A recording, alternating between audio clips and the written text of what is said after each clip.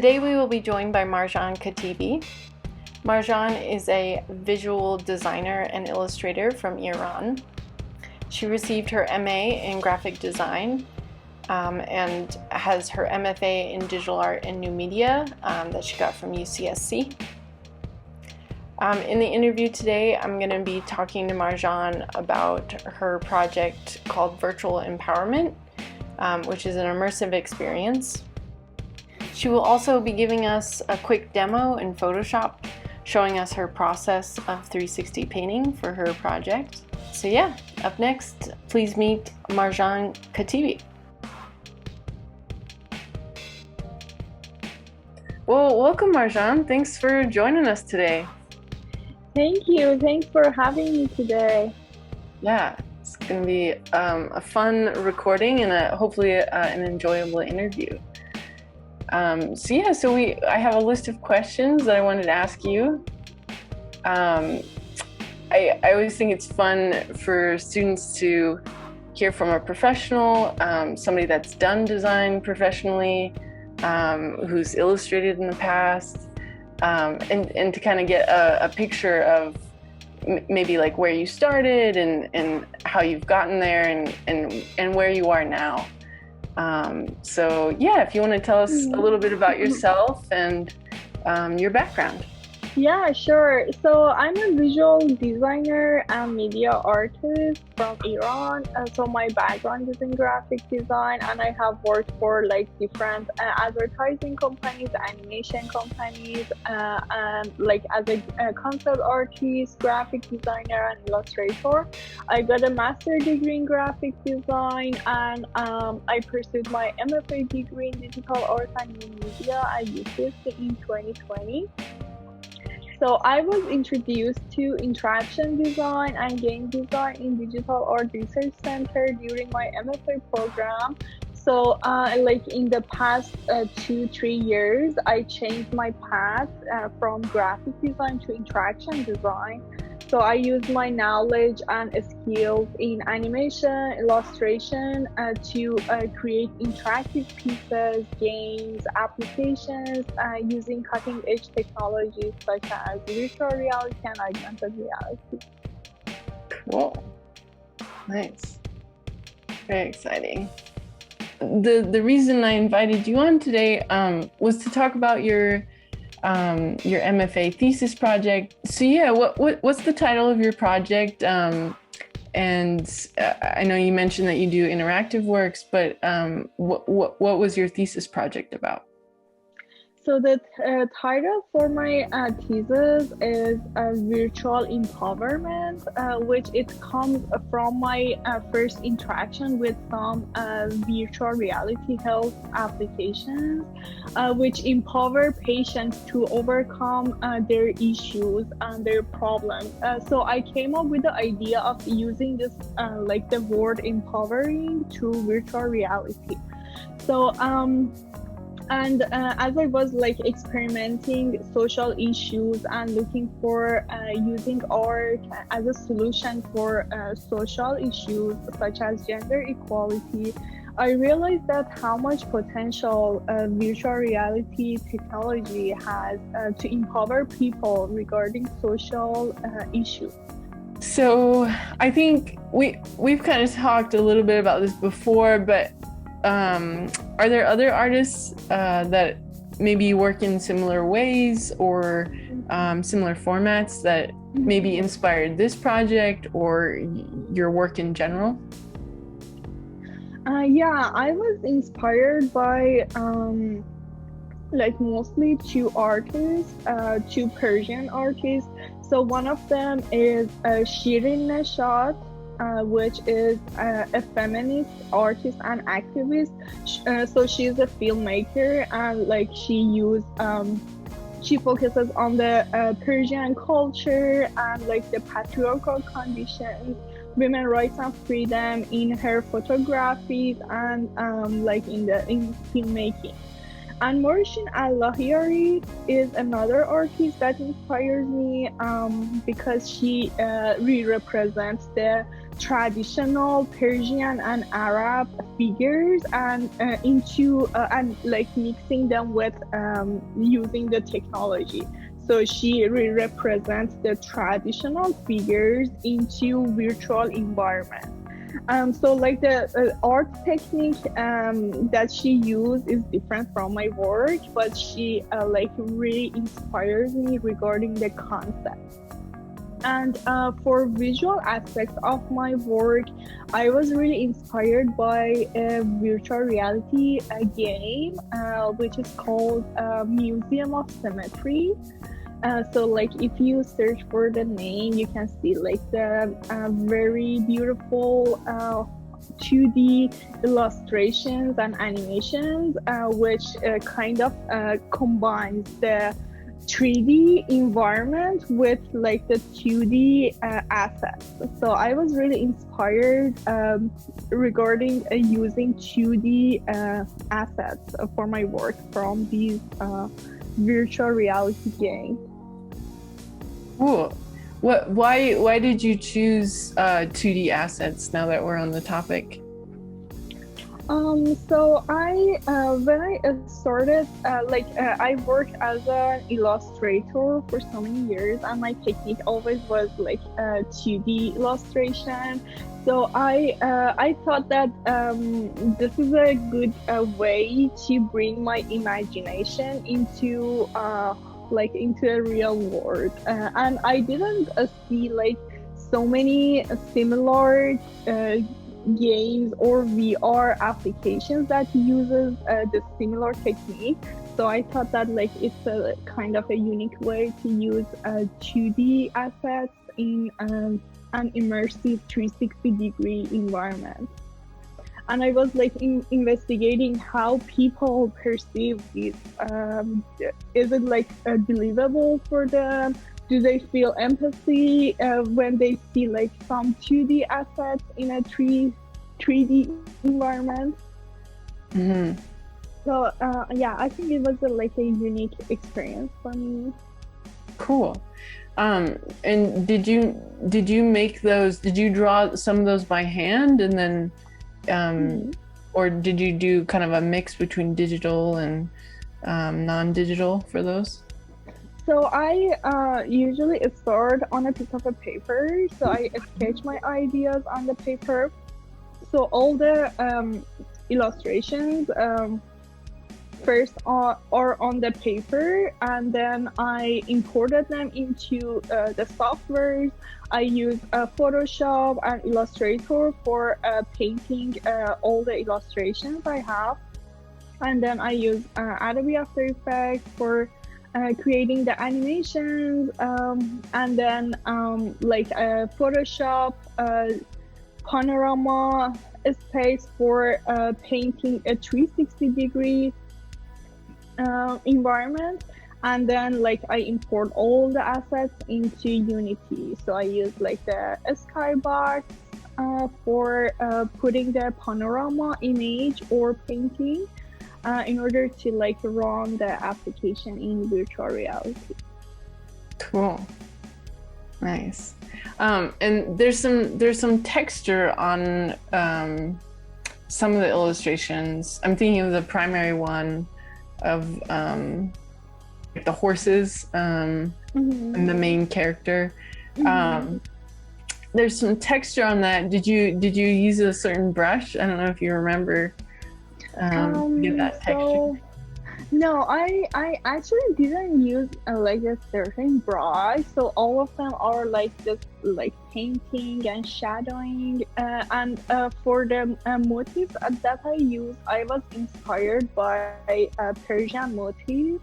So like the flower that I use is lotus, is like a flower that is kind of a holy flower in my culture, which is in the hand of the goddess Anahita.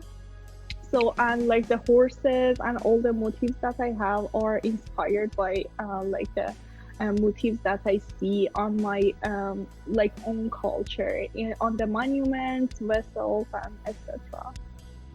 Cool. Okay, yeah. Okay, so you did hand shading on all of these Mhm. But mainly in Photoshop. Did you do the Yes. shading? Yeah, okay. Yes, I usually start by like creating a solid color vector-based illustration on Adobe Mm-hmm. Illustrator, and it helps me to like have my painting faster and easier when I then import them into Photoshop and add all the shadings and texturing. Cool. When you're importing them into Photoshop, are you importing them as smart objects, or are you So breaking pixels? if you use a smart object, is better because like a smart object means that the two software are connected. So like if you change your mind and you want to like make a change on Illustrator, it would like change it automatically in Photoshop as well. But it's up to you. But I use a smart object because like whenever I change my mind in Illustrator, so it will update it in my Photoshop file as well. Yeah, sweet. Yeah, all the Adobe softwares work very well together, like they are linked. Yeah, super cool. Okay, so let's see what's next. So we kind of talked about your process, all the steps kind of involved. It seems like the creation of this, in terms of wanting VR, but also wanting to incorporate more illustration-based stuff, kind of came naturally for you, which is really cool, that you could like incorporate all of your strengths and then also apply a new learning Unity. I know that you spent like a whole summer learning Unity. Yeah. That's really, really cool. Before we get into like the demo, Marjan, I wanted to ask you more like bigger picture questions, just because it might be fun for the students to hear. So yeah, I'm just curious, like how has working as a designer influence your artistic practice or workflow? Again, I think you kind of already touched on that, but I'm kind of curious how you think about your creative based work versus your design based work, and maybe where it overlaps kind of. Yeah, so as I mentioned, I think the most important aspect I borrow like from my graphic design background is to focus on the audience. So like I consider that people get like from my art, and like what they get from my art, and like how I can engage them and incorporate them with my piece. So I changed my direction to interaction and immersive design, and like in interaction design, instead of audience, like we have users and players. So that means people in like when they are interacting with my art, they are active users and active players, like instead of being a passive audience.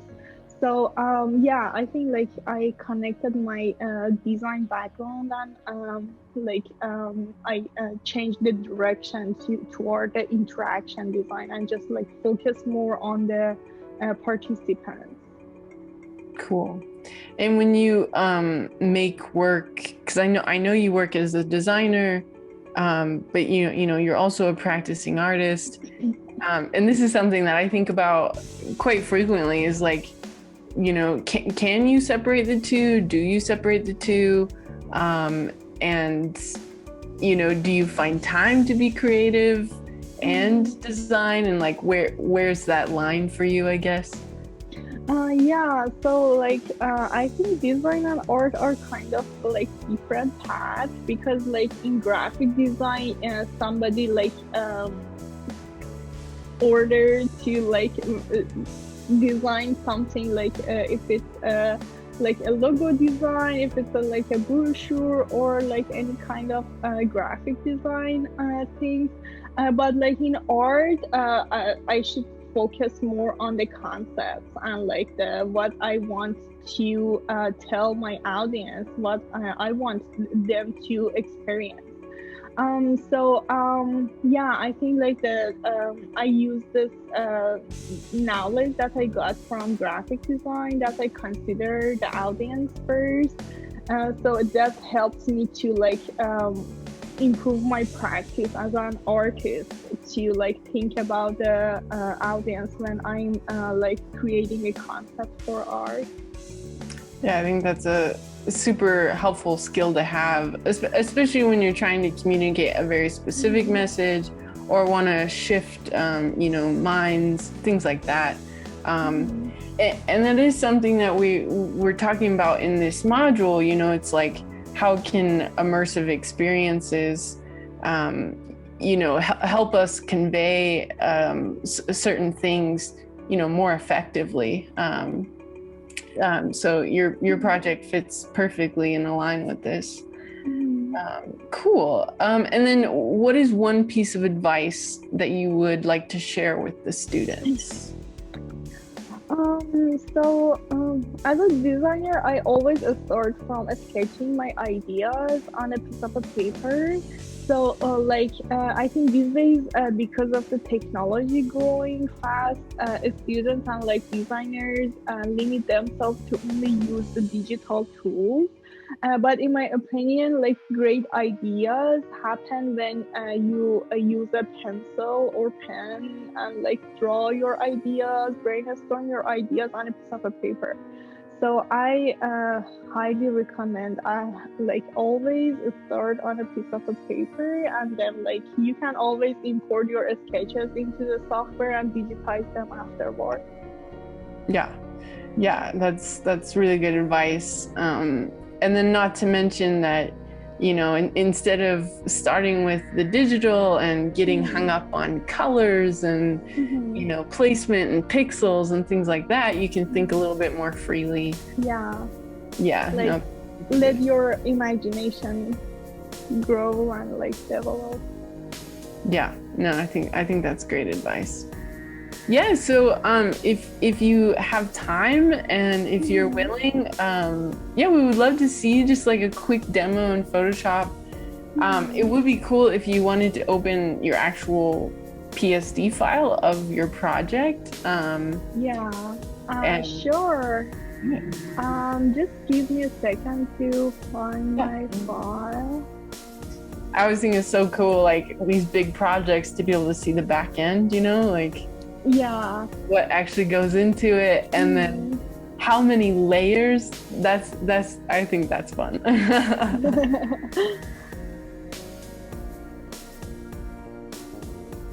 Okay, so before I open my Photoshop, I want to show you this 360-degree grid that you need to use. So it makes your process easier if you start on a 360-degree grid. So if you search on the internet just for like finding 360-degree painting grid, you can find this panorama picture of the grid. So I open this into my Photoshop.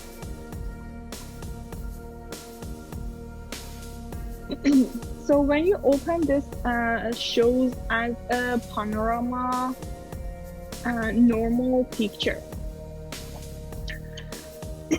So in Photoshop, when you're working on Photoshop, there is a 3D space, but we don't need to use that. So we can use Essential as a space, and then we go to 3D option at the top, and there is a spherical panorama that when you click on new panorama layer from selected layer, so it says that you are about to create a 3D layer. Would you like to do that? Yes. So it turns the panorama image to a 3D space. So now when I select the selection tool, and just by click and rotate the space, you see that I can see all these lines and perspectives in a 3D space. So I can like turn around the mouse and see all the dimensions. So this is like a normal kind of artwork that you when you are like painting a 2D painting, but the difference is this is a 3D space. So like you are using these lines and these perspectives to like paint anything that you want, and then when you turn your image, you can see like all the other aspects of your painting and continue your work. So for example, if I get a brush, so it's up to you what kind of brush you want to select. So I just want to show you that you can just like directly paint on these lines, like just paint anything. So like for example, imagine that this is like a room and we are like painting like 2 walls for this room. So just follow the directions of these lines. So like if I'm painting a line here, it would be better to follow this line. So like when I rotate the space, it should be like the same direction that the other lines, because we want to keep the perspective. So, and like just like a normal painting, we can like paint a wall here. I'm using this color because I want you to see better. So you are painting on top of this grid. So we are not using another layer, because if you use another layer, when you move the when you rotate on the artboard, it moves the grid as well. So you need to have your layer background and work on the same layer. And as you see, this is a different layer from a normal layer. So we see like this 3D icon. So it's up to you what you are painting. So maybe you want to like erase some part of this lines and like have another line, create kind of perspective here. So like make the wall like that. So it's just like your imagination into the 3D space. So like you should have like in your mind what you are looking for and what you want to paint, because like in a 3D space it might be like a little bit more challenging to imagine that like all the dimensions of your work. Really cool. And like you can always rotate, see like the ground and like the top, and you can like rotate and continue all these lines. So if I want to show you on my own background for my work, so this is what I made. If I rotate, you can see that I did the same. So I started with a grid and I painted all these textures, and just by like imagining what I'm looking for and like how much space I want to have like here, because I wanted to import this environment to Unity for a VR experience. Like this is the ground, and like the top. I used kind of I was inspired by optical art for Really? this How did you make that, Marjan? That was just so you. yeah, so like I had the picture of like the op art and like the next to me, and I started like just by Wow. and it takes like so long to get like these kind of details. So how long did this take you, like this whole room? I'm not sure, because like I wasn't like just sitting and like painting and finishing this. So I did this like in a, like the 2 weeks or 3 weeks, and I did like some other works as well. Yeah. But so these kind of textures takes your time, because like you need to have all these shadings, paints. And did you like zoom in and like fill in things that way? Yes, you can zoom in and zoom out Mm-hmm. to just like have the details, and just like have the rotation. So because I did the painting on top of this the grid layer, you cannot see my grid here. Oh yeah. Yes, you can see my grid because I made a copy. So you can see like I painted on top of this layer, and I used the same grid for this one. But like the difference from this technique is you paint on top of the layer, so you don't have like so many layering because you are rotating, and everything should be on the same layer, because when you rotate they don't they like stop somewhere. Was that hard to work on one layer?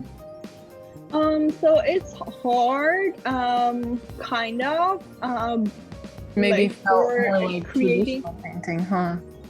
Yeah, it's hard for like creating a kind of a 3D effect. So like if I could have like different layers, for example, for these parts, for the shadowing, so it could like feel more like a 3D space. But have one layer, so you need to have like all the shadows and everything in one layer. It's quite like just a regular, painting on canvas in a lot of ways. Yes, and I started by sketching the ideas on a piece of a paper. So I imagined the environment that I was going to paint on the paper first, and then I like kind of imported this into the software. And this Cool. is another one. Yeah, how many scenes did you have? So these three things are 360 painting, and I had one 3D environment on VR, because like the audience, the participants needed to walk around the space. So it would be better to have like a 3D ground that they feel that they are standing somewhere, because like in this kind of painting they don't feel the ground, so it's like a 360-degree image, so it doesn't have the difference. Like the 360 painting and 360 images are the same. Yeah, and this one it almost feels like you're hovering in the very center or something, and like you can rotate around. Yes, and so when you are done with your painting, you can click on a spherical map, double click, so it gives you this panorama image. So it shows that like what you were painting. So it's really hard to paint on this map. So that's why we use a 360 degree, like a 3D space, in order to like imagine the perspective better. And then it gives us export this panorama image. Then we can like save this as a JPEG or PNG, and then like use this panorama in like the other software such as Unity, Skybox, and use it like in a virtual reality space. Cool. This is so awesome. Thanks, Marjan. Thanks for showing us. Sure, my pleasure. Really cool. Let's see. Cool. Yeah, Marjan, that was it. I don't have too many other things, or I don't have anything more. Yeah, thank you for having me and like interviewing me. It was my pleasure to talk about my thesis project with you. Yeah, thanks so much for coming on, Marjan. Really appreciate it, and yeah, it was a great opportunity to interview you. Thank you.